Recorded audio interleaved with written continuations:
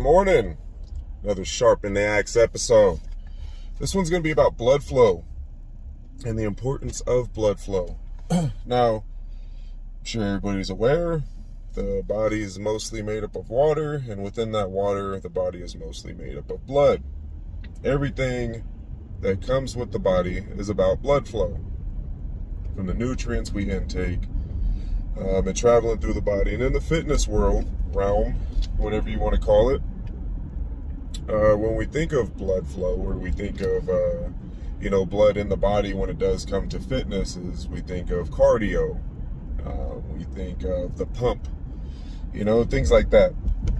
But really the important matter of blood flow is outside of the gym, the 96% of the day that you're not in the gym.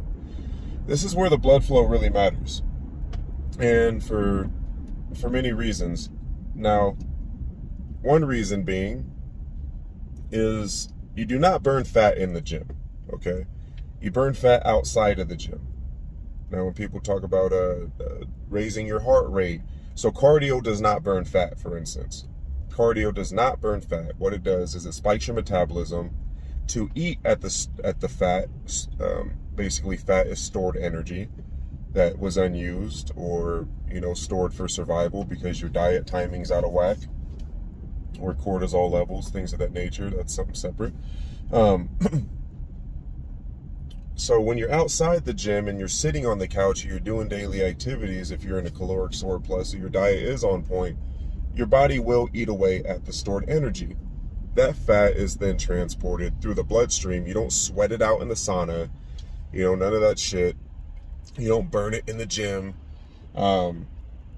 It's then transported through the blood, used as energy, and removed as waste, as the body does with anything else.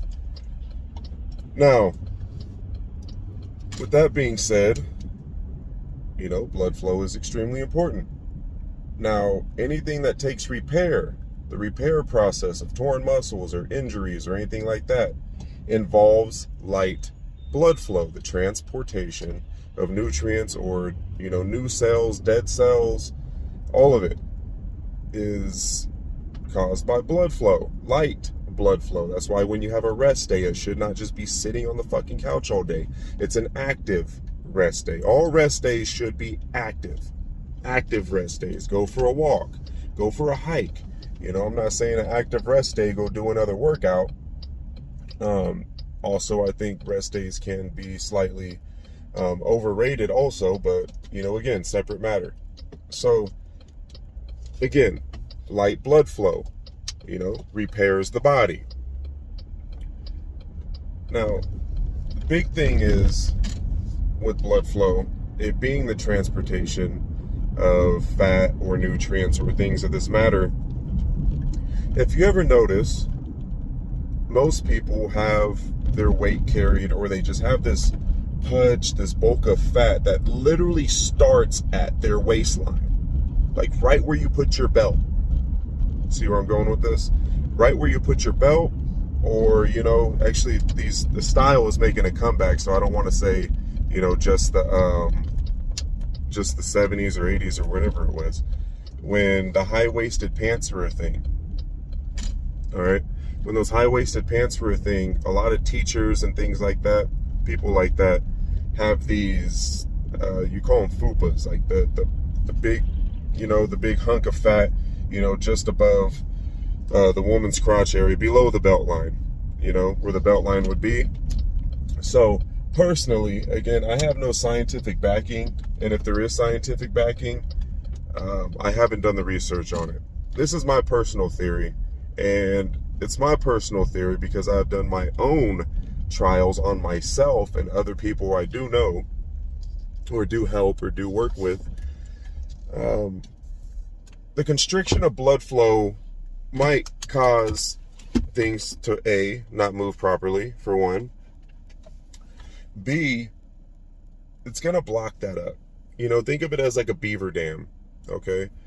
A beaver dam, like water's still going to slightly go through, but, all that shit's just going to get blocked up. The algae, the trash, the other twigs and logs, the other this, other, all of it's just going to get blocked up right there.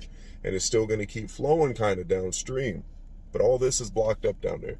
That's what I feel like constriction of blood flow can do to the body over long periods of time. So if you ever notice, like me, the people that wear the high pants, most of their fat is usually in their legs or, kind of just underneath the belt line, like below the belly button. People that wear the tight belts that usually sit at a desk all day, that's always slunched over, it's just slicing into their stomach. If you notice, they don't necessarily have a lot of back fat, it's just all in the front because they're leaning forward and it's literally cutting the most right here, so that back has an opening to allow blood flow. So you see what I mean? So personally, what I recommend if people are suffering from that, like I did for a while too, I had like this little tiny pouch, just the smallest pouch ever, right? Just underneath, like just underneath the belly button, right? It was terrible to get rid of. I'm sure some of it was probably from cortisol, but what happened was I stopped wearing belts so tight, or I wear like looser waisted clothing, and I went to sleep with no underwear. And that made a huge difference. It's obviously overnight, over time, it's going to help that blood flow thing.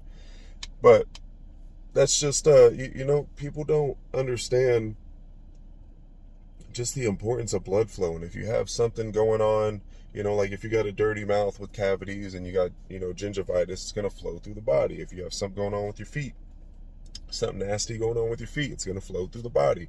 You have something nasty going on anywhere, you have a sinus infection, it's going to flow through the body, because that's the only way to get rid of it. The body has to repair itself with blood flow, and that's how it's done. So that's why whenever I do get a client, if they can, the most important thing I have them do before we get started is go get their blood work done. This way I can see what nutrients they're deficient in, what's going on, their white blood cell count, because if your white blood cell count's mostly something's going on with the body, you have some sort of infection going on somewhere, their red blood cell count, so I want to know these things when I get started, so again, we can become the best versions of ourselves. But I wanted to share this because usually people just see cardio, and people see the pump, and things like this when it does come to blood flow. But this is the same situation of how important a lot of people think the 4% of their day they spend in the gym is where all the work gets done, and they just say fuck the rest of the 96% of the day. It's the same thing with blood flow. That running that you did means nothing if you don't know how to sit down right.